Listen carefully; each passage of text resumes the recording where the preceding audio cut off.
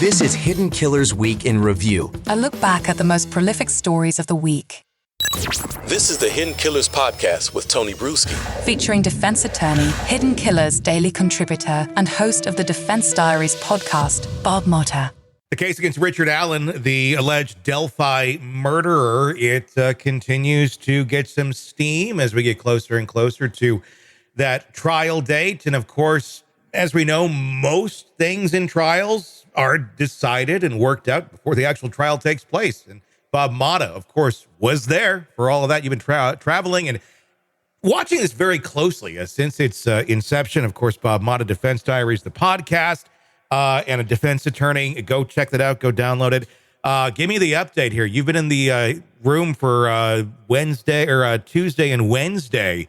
And you're going to be there Thursday as well. We're recording this on Wednesday, but yeah, what's been going on?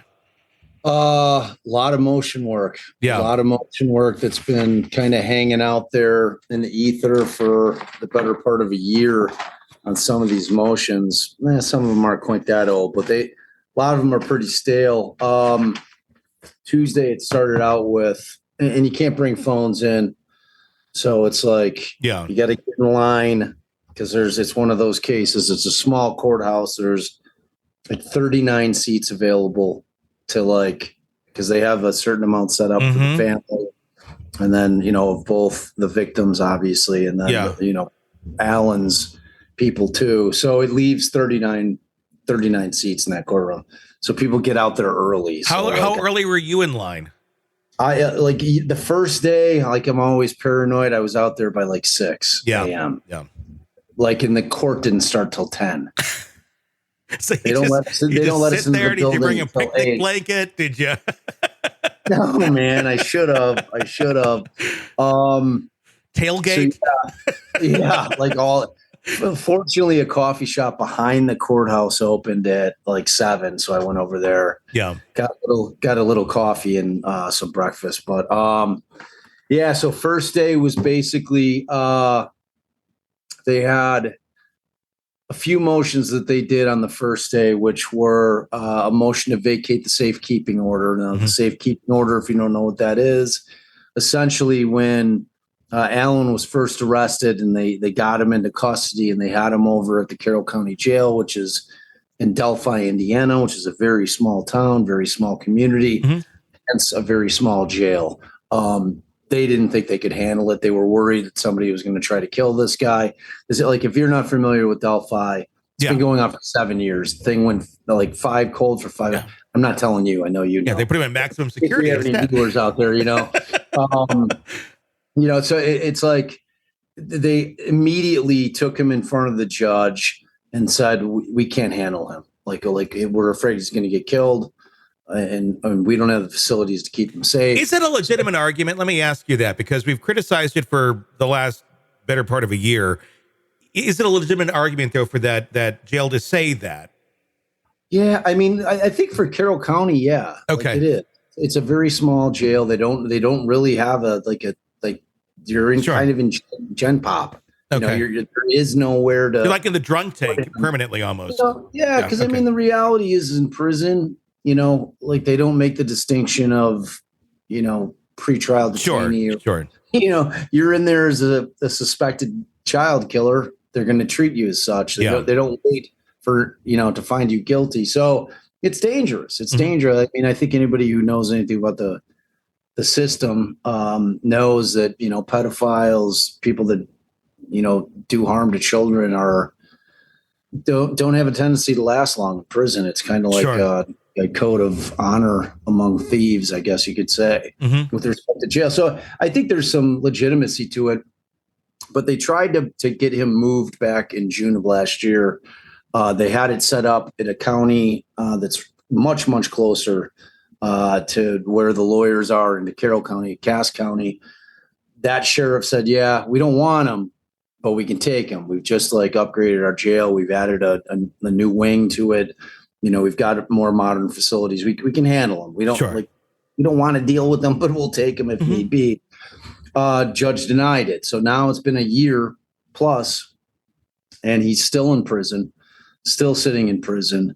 And so they brought it up again. And now and the other part of it is not just the safety aspect, but, your right to counsel. Like, I mean, you have to be able to get to your client to prepare for trial, which is coming in October. And that is the blink of an eye, in terms of preparing for a case. So, and for Rosie, one of the defense attorneys, it's a 200-mile drive to see his client. For Baldwin, it's 2.5 hours. And, so they argued it. There really was nothing new other than the fact that they moved him from Westville Penitentiary to Wabash Valley Penitentiary. So he's still in Department of Corrections. Back in December, they moved him, kind of like under cover of darkness. Like nobody remember that. And why did they move him? What happened? What's going on? Is he still alive? All the things that people were saying. So, they go through the arguments. They're like, a lot of it is the same arguments that were made initially. But the bigger thing now is, and it's a legitimate beef. I mean, McClellan, the prosecutor, was kind of like giving the defense shit, like, oh, you're whining. This is all really just because the guy's not close to Brad. His office. He's got to drive. And I'm like, when you're preparing for a trial like this, you do not have 7 hours to kill. And why is that a bad argument to make? I mean, not only that, but just the fact that he's in maximum security prison. Which, right. I mean, and you have another jail that has said, look, I get it. You guys don't have the way to do this, the way you think it should be done right. We'll do them over here. And they still, the court, it goes back to kind of the weird cabal that goes on in Delphi.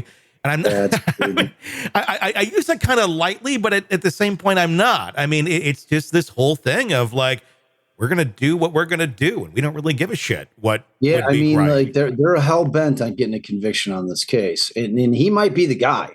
Yeah, which we'll get to. In a little bit here, because the motion that I was in 12 hours in there today, 12 hours in line in the courtroom, because she didn't end it till 6:30 Eastern. It was a very long day.